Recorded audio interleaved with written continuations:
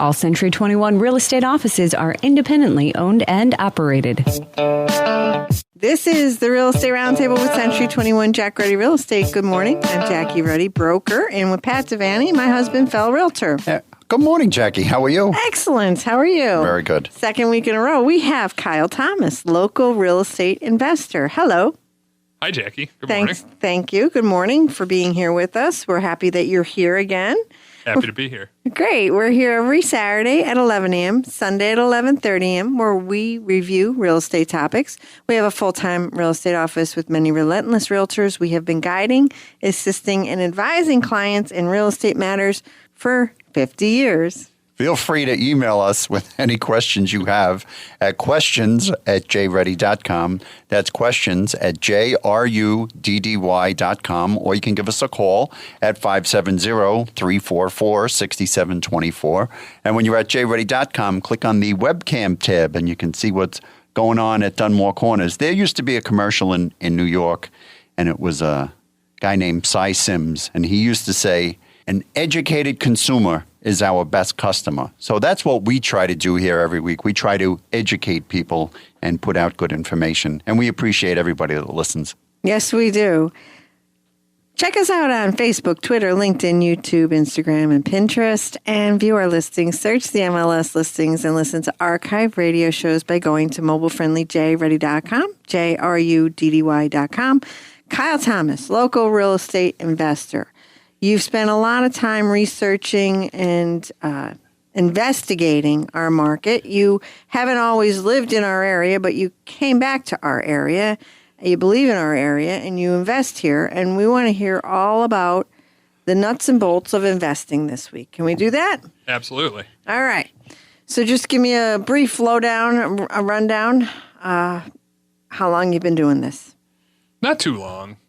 We actually closed on our first property 4 years ago, but it was on my radar for maybe 6 or 7 years. Right, but you were studying. Exactly, yes. Right? You did a lot of research. You just didn't. I also didn't have any money, so it was pretty easy to not do anything until I had some money. Oh, okay. Yeah. So you didn't wake up one day and become an instant overnight investor. Exactly. But what about those promos on TV and radio that say that you could do it with no money? No. No, I mean basically, it's going to come down to education and skill. And there's no free lunches. There's no easy way. No quick get rich quick schemes. Those don't exist. So there's people that maybe go out and buy a lot of real estate, but they buy a lot of real estate after they've been really successful and made a lot of money in other businesses. So then they go and they buy a lot of real estate to say, well, I'm going to try to preserve my wealth by owning real estate as maybe a form of diversification and a place to put my money.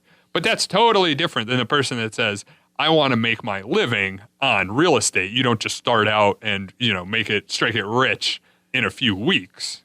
Okay. So what do you have to do first and foremost? Well, we kind of talked about it before. So when I left the military and I kind of had an injury, and what I didn't like about it, and this is actually important because before you take action, you have to have the right mindset. So when I got out of the military and I had kind of not expected to have to get out, right? Like I thought I was going to get out, but then I had to get out. And then it was, what do I do now, right? So real estate investing is great because it doesn't matter what happens, it's always there. So that really appealed to me. So the big thing is before you start doing investing, you have to say, what do I want to do? And why do I want to do it? Before I get to the how I'm going to do it. Why do I want to do it? Because I want long-term wealth. I want cash flow. So I want to get money in my mailbox every month. That's what I want in case something happens in the job market. Okay? Some people are very comfortable living paycheck to paycheck. They don't worry where their next dollar is coming from. I'm cut from like a different cloth, right? So for me, it was something that I always thought about, especially when I basically lost my income source was, how can I have predictable long-term income? So that's why I went to real estate investing. How did you buy your first house? Yeah, how did you pick out where to go? Good question. So as soon as I knew what I wanted to do, which was real estate investing, and I wanted to be a landlord, I wanted to be an investor, the next thing I had to think about was, well, what type of investing do I want to do? Do I want to be a wholesaler? Do I want to be a flipper? Do I want to be a long-term buy and hold investor? I landed on long-term buy and hold investing because I wanted to build long-term wealth. They're all different things. They're all very different. So flipping is really, to me, is not investing. I see flipping as a job because once you flip the house and you sell it, the income you get, you don't get again, right? If I buy a house and I rent it out, if I own the house for 20 years, as long as I run it properly, I'm going to get income for 20 years. If I flip a house, I get that paycheck and then I have to go get another one. So it's very much a job, right? So for me, like I said, I wanted predictable, long-term mailbox money income coming in. So for me, real estate investing as a long-term buy and hold investor made sense. So that's what we decided to do. And then after that happened, the big thing was educating ourselves. So before we came to the Scranton market, we knew we wanted to be, and when I say we, it was mostly my wife and I. When I said we wanted to be real estate investors, the next thing we had to do was get an education. I read one book that said the concept of getting money in the mailbox is great, but real estate is a business, right? So for instance, if I wanted to be in the food business, first of all, I have to define that like we just defined it, right? I don't want to be a flipper. I want to be a long-term investor. Right? So same thing. If you want to go into the food business, well, do you want to own a grocery store? Do you want to own a restaurant? Do you want to be a farmer? You have to define what you're going to do and why you're going to do it. And then the next thing is you have to get educated on it. If you're going to go and you're going to be a restaurateur, you probably need to know how to cook, right? So the same thing with being a landlord, with being a real estate investor, is I need to learn the tools of the trade. I need to get educated. So like we said before, I probably heard about this 6-7 years ago and started educating myself. Now, I didn't spend 2 or 3 years educating myself. Basically, the thing was I didn't have any money, right? I was in college. I just come out of the military. You don't make a whole lot of money. So my thought was I'm going to go to school. I'm going to complete my education. Then I'm going to go work for a year or 2 years or however long it takes, and I'm just going to live really frugally. So that's the next step if you ever want to do something like this. How do you do it? Well, before you go and you buy real estate, unless you've been rich from another business that you own or something like that, if you're just a normal person out there, you have to have your financial house in order before you go out and you invest in real estate. So what that means is you shouldn't have a 500 credit score, right? You should have some money. How do you get money? Well, you need to live a very balanced... Save money? Yeah. What does that mean? Exactly, right? Like people are... You really are defying the odds here because of your age. You do know that most of your peers do not think this way. Exactly. And this was part of the education that's so important to get. It's just, are you getting the correct education? No. Right? So people learn accounting in school, for instance, but then they don't apply those principles to their own life. So they know how to run a business really efficiently and make sure that it has working capital and stays solvent, but then they don't apply those same concepts in their life. So really a lot of this it's not rocket science. We're not talking physics here. It's just apply principles and it's available for you on the internet. You don't need to go to college. Most of what I'm doing, I didn't learn in college. Now, I knew how to use Excel and I knew how to read the tax code and stuff because I kind of learned the ideas of it and the overarching themes in college.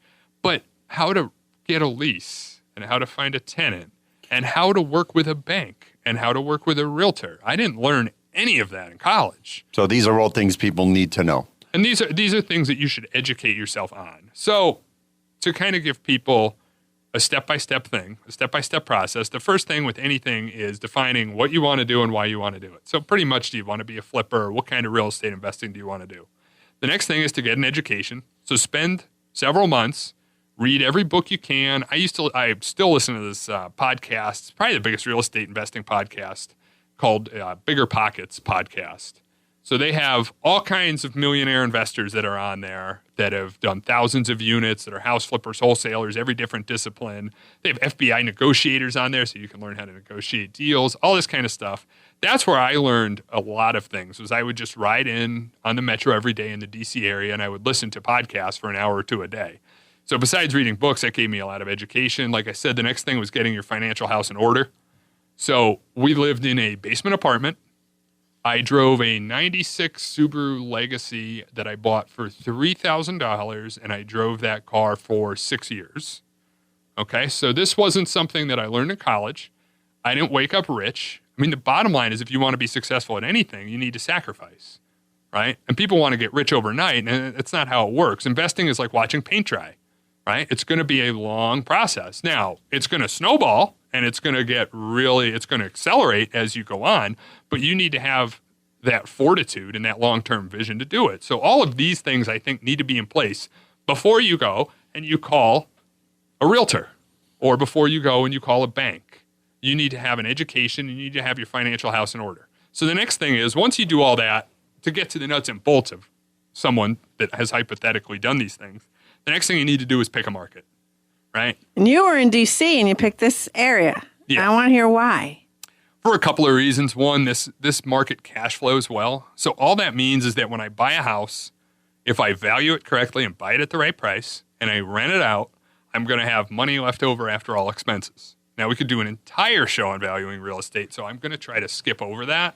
But that is part of the education that you need to have, is how to value real estate, or you will overbuy, or you will buy a house that has all kinds of problems that you didn't know how to identify, and all of the money that you make from the tenants is going to go out the door because the wiring is bad, the plumbing is bad, it needs a roof, the foundation was bad from the start, things like that. Yeah, So I had a guy that I used to work with, and he wanted, the houses up there are cheap. That's where I want to buy. And I showed him a couple of houses and showed him around. And he had gotten screwed up in the Oneonta market. You know, he had a property manager up there he had taken the shaft from. And, oh, boy. So I think that people think that, you know, they look at the value of the house around here, the houses, and they say, oh, I'm gonna buy that. I'm going to get it cheap, and I'm going to get all this rent. But like you say, they don't take into account all this other stuff. Exactly, which was part of the education process. So what you said is actually really important. Basically, you don't want to buy a pig, okay? So what that means is people say, oh, I could buy a house for $5,000 in Detroit, or I could buy possibly a $30,000 house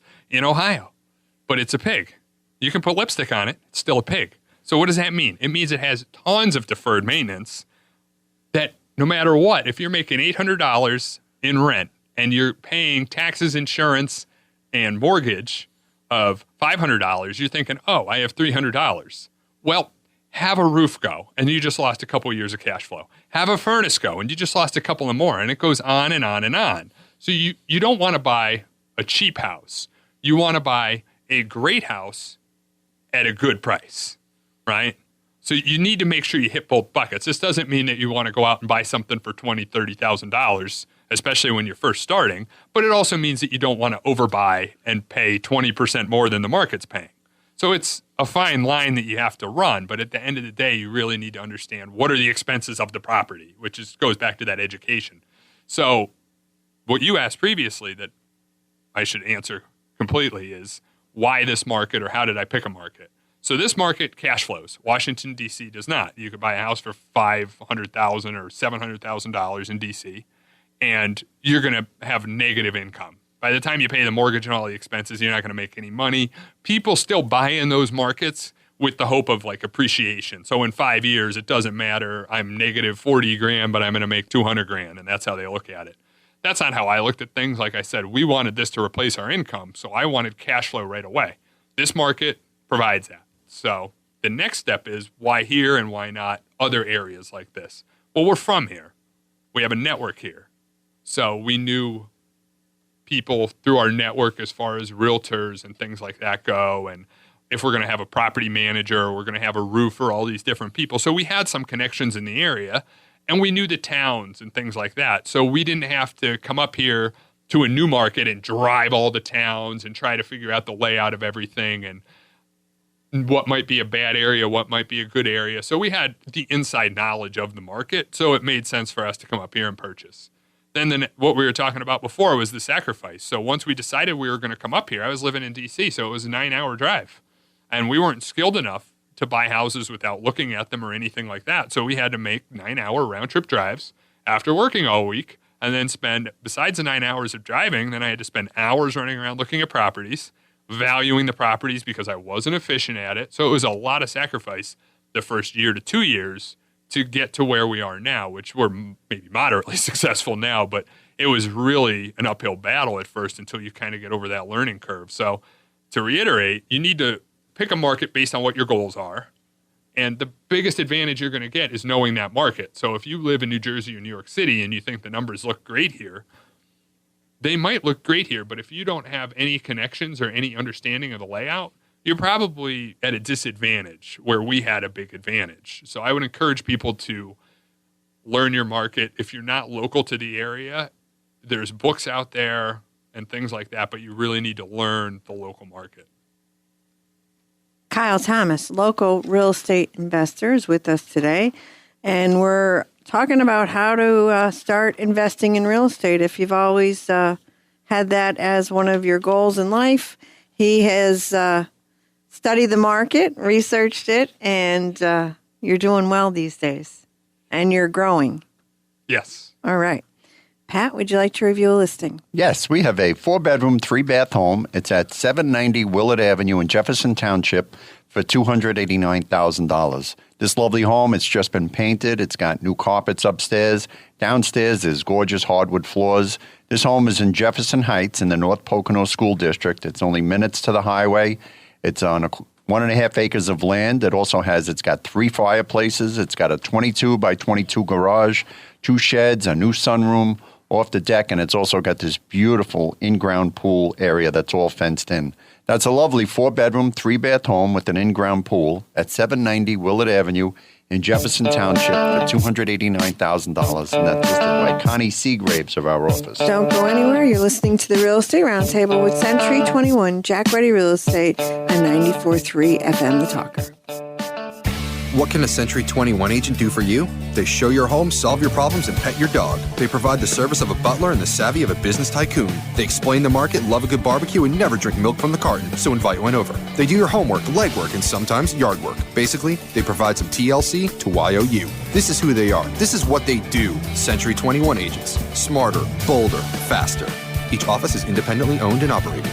Hi, this is Jackie Ruddy from Century 21 Jack Ruddy Real Estate. Is real estate on your mind? It's on ours 24/7. Whether you're buying, selling, investing, or in need of an appraisal, you have questions, we have answers. Thinking of buying or selling a house and have questions? Tune in to the Real Estate Roundtable hosted by locally owned and operated Century 21 Jack Ruddy Real Estate on Saturday mornings at 11 and Sunday mornings at 11:30. Call 570-344-6724 or visit jruddy.com. That's JRUDDY.com. Welcome back to the Real Estate Roundtable with Century 21 Jack Ruddy Real Estate on 94.3 FM The Talker. I'm Jackie Ruddy, and with my husband, fellow realtor Pat Devaney. And we're back. We're back with Kyle Thomas, local real estate investor. So the first half of the show, we talked about how to pick a market, how to pick a property. Now we're going to talk about how to buy that, how to purchase that property. What do we do? Well, the first thing we do is it keeps going back to education. So we need to educate ourselves on how do we buy the property. So generally what people are going to do is they're going to go and they're going to get a bank loan to buy the property. Now, if you're investing in real estate and you're not living in the property, you're going to need about a 20% down payment. And it could be more than that. That's a best case scenario. Assume 20% down payment plus closing costs. Okay? So we already talked about we've saved money, we have our financial house in order, we've educated ourselves. So part of that educational process is learning what I just said is what is a bank looking for before we call a banker. They're busy people, and they're not just investing in you based on your credit score or based on your income. They're also investing in you based on your knowledge, right? So think of it as an interview when you call any of these professionals. So first we need the 20% down.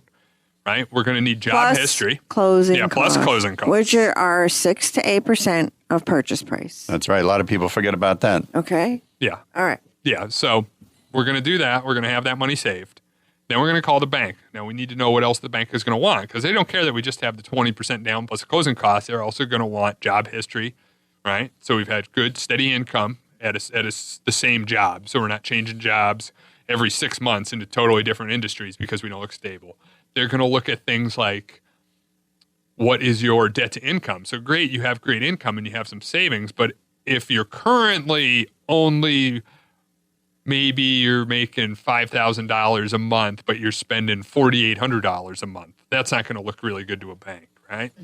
They're also going to want to look at our balance sheet, which is simply to say, what are our assets and liabilities and equity? And if our liabilities are, we have, like I just said, we're not making much money and we're spending all this money on cars and other things like that, the bank might pass on you. So that's basically what we need to know at a high level. Then we're going to call the bank. We're going to get pre-qualified.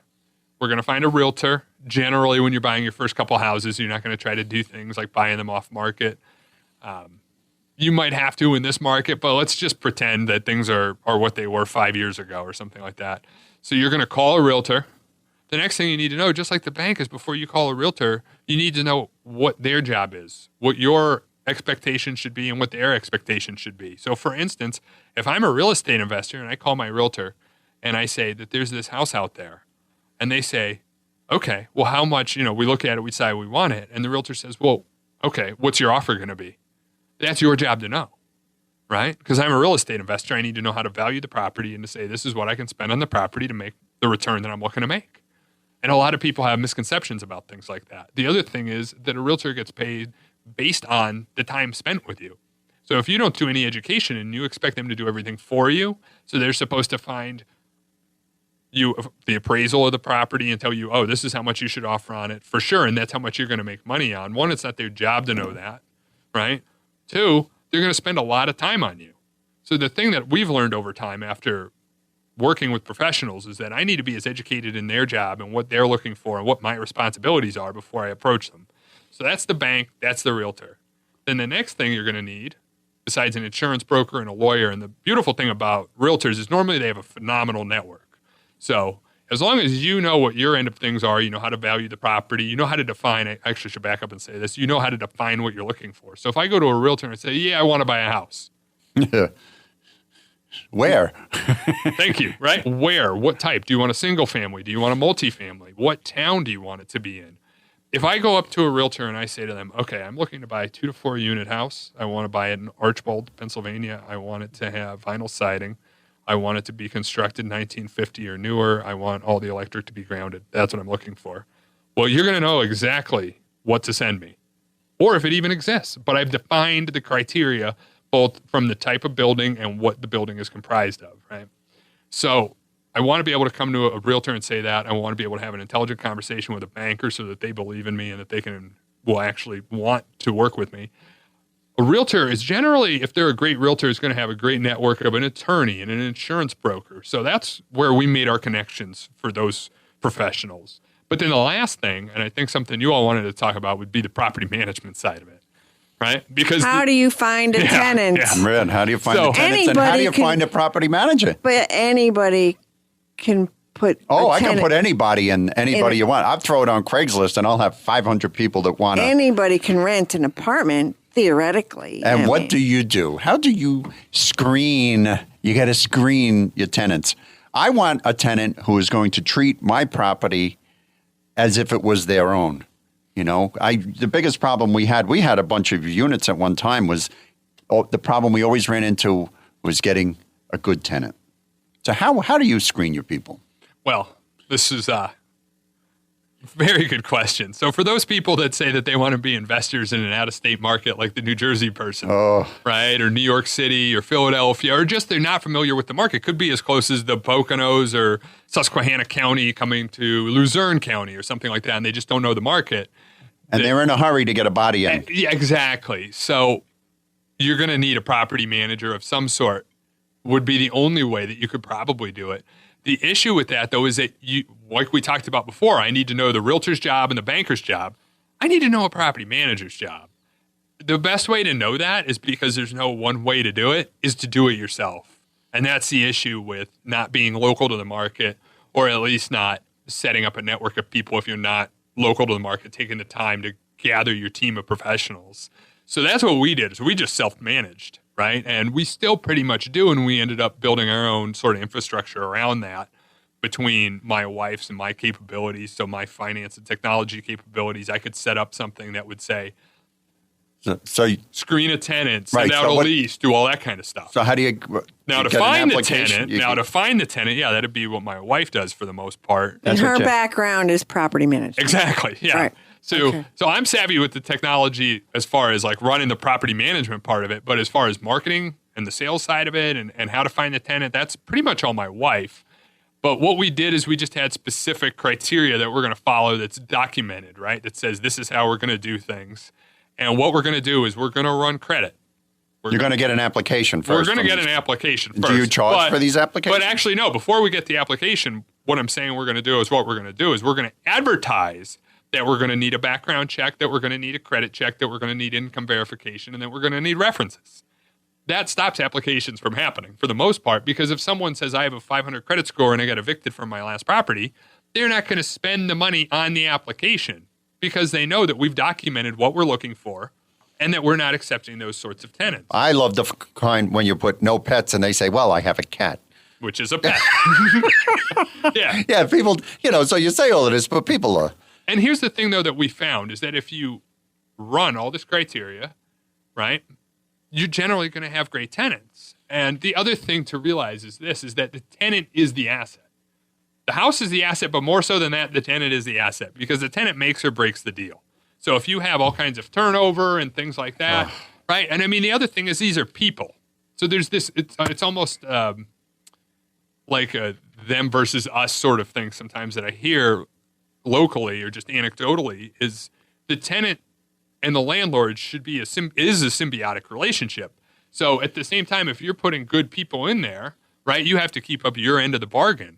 So if I'm going and I'm putting a tenant in there that shouldn't, have my property for whatever reason, and then they destroy the property, first of all, I need to take personal responsibility, look in the mirror and say, well, I didn't do it correctly because I didn't educate myself and I just rushed into doing something thinking I knew everything, and I didn't. And then the next thing that I need to say is if the tenant's behaving a certain way and I've done all this screening on them, it's probably something I'm doing, right? So if the tenant is telling me, for instance, like the toilet's running and they're paying the water bill and I don't respond to them for a week, and then I'm surprised when they stop paying me rent or something crazy happens, that's my fault. I need to look at it and say, well, where was my customer service at that point? Because these are human beings, right? So that's another thing that we have to look at is we're in the people business. It's not the real estate business. It's really the people business at the end of the day. We had a tenant one time, and around the corner from where the building was, there was a meth lab, and it was a big thing in the paper about the police being there and the fire department, and it was a hazmat zone. And I had always thought this guy was a little shaky, and I turned around, and 3 days later, I go to the house, and the door is open to his apartment. The keys are in it, and I go upstairs, and everything's gone.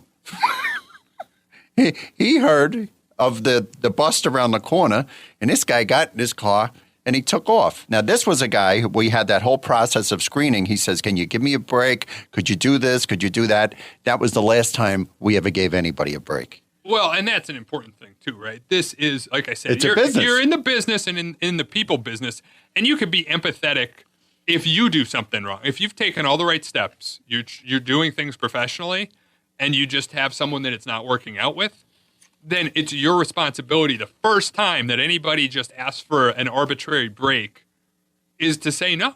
And to say, well, okay, yeah, but there's consequences. If you pay your rent late, we've documented that there's a late fee and you've signed to that, right? And it's all documented in the lease.